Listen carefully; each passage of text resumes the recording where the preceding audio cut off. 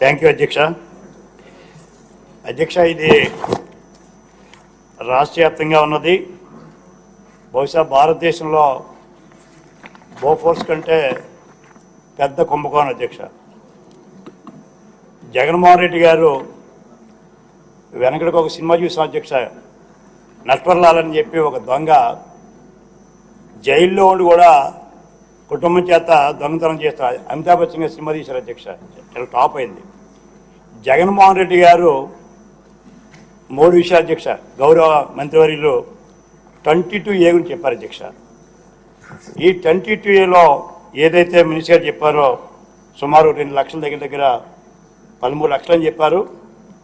కానీ నా లెక్క ప్రకారంగా 22 లక్షల వరకు ఉంటుంది అధ్యక్ష. అయితే ఈ 22 అనే అధ్యక్ష తమదార మంత్రి గారిని కోరేది, ఇదొక బ్రహ్మాస్త్రం అయింది అధ్యక్ష.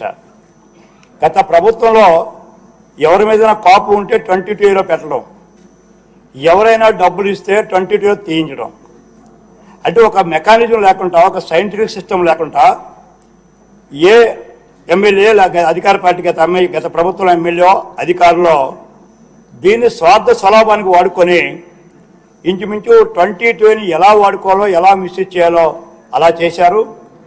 దీనిపైన మినిస్టర్ గారిని మొదట ఏదైతే ఉందో 22A మీద విచారణ అనేది భారీ ఎత్తున జరగవలసింది అధ్యక్ష. అంటే చెప్తున్న లాస్ట్లో డిమాండ్ చెప్తున్నా అధ్యక్ష.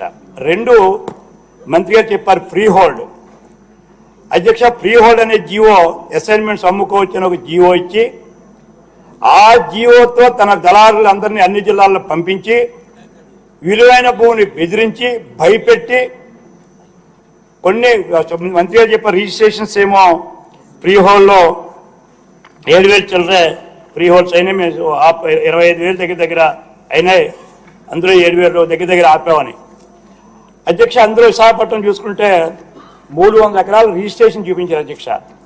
ఆ 300 ఎకరాలు అంటే అధ్యక్ష అది పాడేరుదో నర్సీపట్నం మాడుగులో కదా అధ్యక్ష.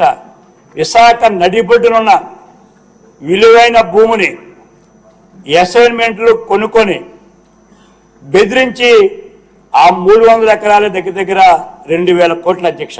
రాష్ట్రం కదా అధ్యక్ష, ఓన్లీ విశాఖపట్నం పట్టణం వరకు సుమారు 2 లక్షల రూపాయల కోట్లు, 2 లక్షల కోట్లు ట్రాన్సాక్షన్ చేశారు అధ్యక్ష. మరి మంత్రి గారు ఆపామని చెప్పారు, సంతోషం. మినిస్టర్ గారు బాగా యాక్షన్ తీసుకున్నారు, గౌరవ ముఖ్యమంత్రి గారు. అయితే నేను అడిగేది ఇంకోటి ఉంది అధ్యక్ష, మంత్రి గారు దృష్టికి వచ్చే ఉంటుంది. ఒకటి 22Aని వాడుకున్నారు, అసైన్మెంట్స్ అమ్ముకోవచ్చు పేదవాళ్ళకి ఇస్తున్నానని చెప్పి బెదిరించి భయపెట్టి ఖరీదైన భూములు కొనుక్కున్నారు అతి చౌకగా. 3 అధ్యక్ష ల్యాండ్ ఫోర్డింగ్. ఇందులో నేను మంత్రి గారి క్వశ్చన్లో వేశాను అధ్యక్ష. ల్యాండ్ ఫోర్డింగ్ అనే పేరు చెప్పి పేదవాళ్ళకి సెంటు భూమి అనే పేరు చెప్పి ఆ ల్యాండ్ ఫోర్డింగ్లో అసలు రైతులు లేకుండానే ఈ ల్యాండ్ ఫోర్డింగ్లో అధ్యక్ష 3 రకాలు ఉన్నాయి.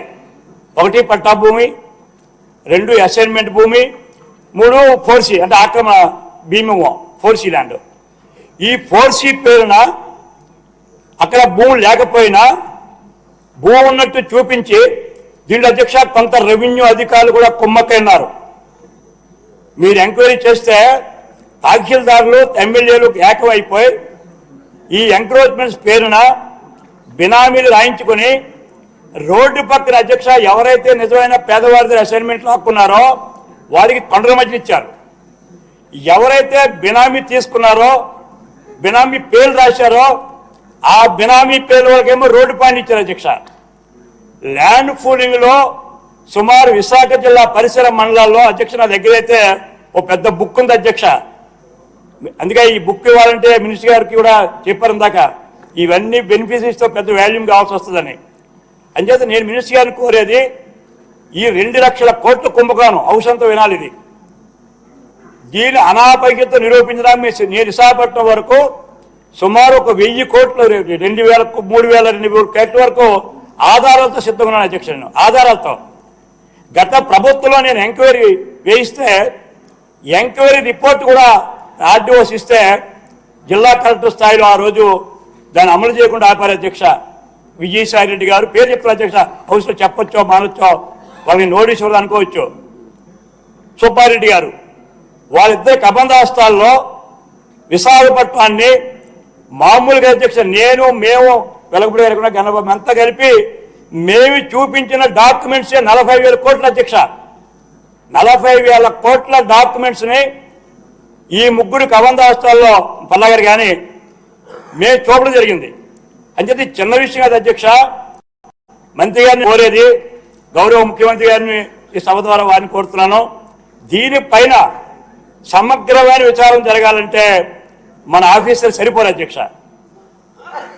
అందుచేత నేను కోరేది ఒకటి, 22లో అమాయకుల్ని బలి చేశారు. అమాయకులేమో మీరు తీయలేదు, 22లో నిజమైన అమాయకుల్ని. డబ్బున్న వాళ్ళు ఎవరైతే గత ప్రభుత్వంలో పలుకుబడిన ఎమ్మెల్యేలు మంత్రులు ఉన్నారో వాళ్ళు తీశారు. అది అన్యాయం. 2 ఫ్రీ హోల్డ్ అనేది బెదిరించి భయపెట్టి పేదవారు అమ్ముకోలేదండి. ఎక్కడా ఫ్రీ హోల్డ్ చేశారు? ఖరీదైన విశాఖపట్నం పరిసర ప్రాంతాల్లో పెందుర్తో, ఆనందపురమో, పద్మనాభమో, గాజువాకో, సబ్బోరో ఈ ప్రాంతాల్లోనే జరిగింది. మాడుగులో, నర్సీపట్నంలో ఎందుకు జరగకూడదు? ఫ్రీ హోల్డ్ బ్రాహ్మణులకు అమ్మక క్రయ విక్రయాలు అవలేదు అంటే ఈ బినామీలకి బేరాలకి ఎవరు రాలే. ల్యాండ్ పూలింగ్ ఒక్కొక్క మండలంలో 30 ఎకరాలు తీసుకొని పేదవారికి సెంటు భూమనే ఆశ చెప్పి ల్యాండ్ పూలింగ్ కూడా అధ్యక్ష క్లోజ్ చేస్తున్నాను.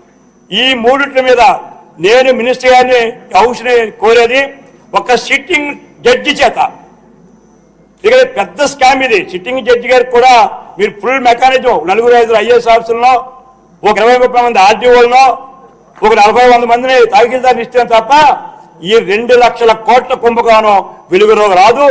నేను తమ ద్వారా మంత్రి గారిని కోరుతున్నాను, దీనిపైన మీ సమగ్ర విచారణ చేస్తారు. చంద్రబాబు నాయకత్వంలో మాకు నమ్మకం ఉంది. కానీ ఇంత పెద్ద స్కాము మీరు కూడా వేరే కార్యక్రమాలు ఉంటాయి. సిట్టింగ్ జడ్జి గారిచే, ఆనరబుల్ జడ్జి గారిచే ఎంక్వైరీ ట్రిబ్యునల్ వేయాలని నేను డిమాండ్ చేస్తున్నాను.